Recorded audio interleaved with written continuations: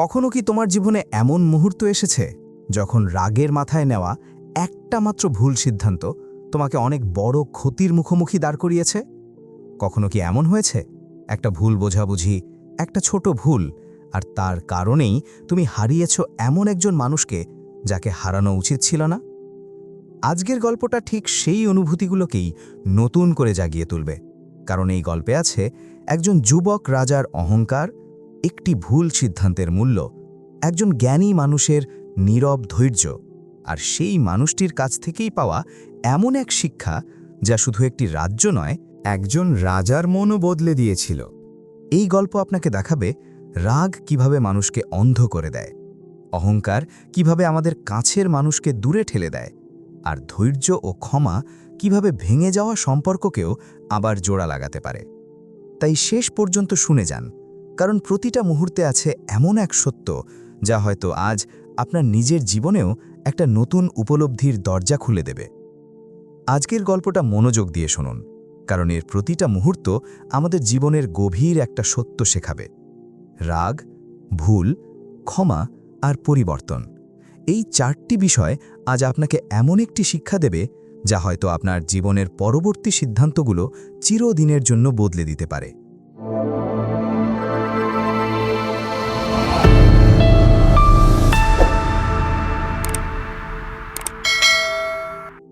অনেক বছর আগে এক বিশাল ও সমৃদ্ধ রাজ্যে একজন যুবক রাজা ছিলেন। তার নাম ডেভিড। মাত্র ২৫ বছর বয়সেই তিনি সিংহাসনে বসেছিলেন। ছোটবেলা থেকেই তিনি ছিলেন বুদ্ধিমান, জ্ঞান পিপাসু আর বাবার কথা মন দিয়ে শোনার মানুষ।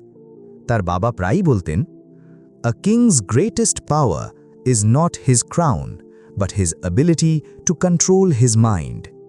কিন্তু বাস্তবে নিজের রাগকে নিয়ন্ত্রণ করা এই কাজটা ডেভিড কখনোই পুরোপুরি শিখতে পারেননি। ডেভিডের প্রধান উপদেষ্টা ছিলেন এডওয়ার্ড, একজন শান্ত, ধৈর্যশীল এবং অত্যন্ত জ্ঞানী মানুষ। এক বছর আবহাওয়ার পূর্বাভাসে এডওয়ার্ডের একটি ছোট ভুল হয়। বৃষ্টি প্রত্যাশার চেয়ে কম হওয়ায় কিছু এলাকায় খাদ্য সংকট দেখা দেয়। ডেভিডের রাগ নিয়ন্ত্রণের বাইরে চলে যায়। পরিস্থিতি বোঝার চেষ্টা না করেই তিনি চিৎকার করে বলেন, "you failed my kingdom, leave and never return." Edward কোনো তর্ক করেননি, কোনো অভিযোগও করেননি, শুধু মাথা নিচু করে নীরবে রাজপ্রাসাদ ছেড়ে চলে যান। দূরের একটি গ্রামে গিয়ে তিনি নতুন জীবন শুরু করেন। চাষাবাদ করেন, গ্রামবাসীদের সাহায্য করেন, তাদের সমস্যার সমাধান দেন।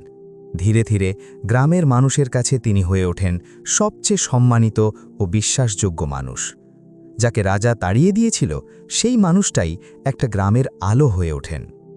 ১ বছর পর রাজ্যে সমস্যার পর সমস্যা দেখা দিতে থাকে। যে সিদ্ধান্তগুলো আগে সহজ ছিল, এখন সেগুলো সমাধানহীন মনে হয়। ডেভিড ধীরে ধীরে বুঝতে শুরু করেন তিনি তার রাজ্যের সেরা মানুষটাকেই হারিয়েছেন। এক রাতে তিনি বাবার লেখা একটি পুরনো চিঠি পড়ছিলেন। সেখানে লেখা ছিল, "A king is never defeated by his enemies, but by his own uncontrolled anger."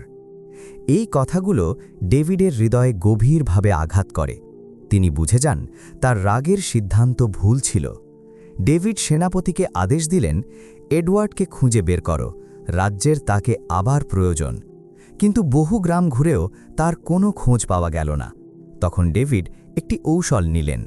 প্রতিটি গ্রাম প্রধানের কাছে তিনি একটি করে খালি মাটির কলস পাঠালেন। চিঠিতে লেখা ছিল, "এই কলসটি কোনো মূল্যবান জিনিস দিয়ে ভরাও। ব্যর্থ হলে রাজ্যকে দিতে হবে মূল্যবান রত্ন।" সব গ্রামে আতঙ্ক ছড়িয়ে পড়ল, কিন্তু যে গ্রামে এডওয়ার্ড ছিলেন সেখানকার মানুষ সোজা তার কাছেই ছুটে গেল।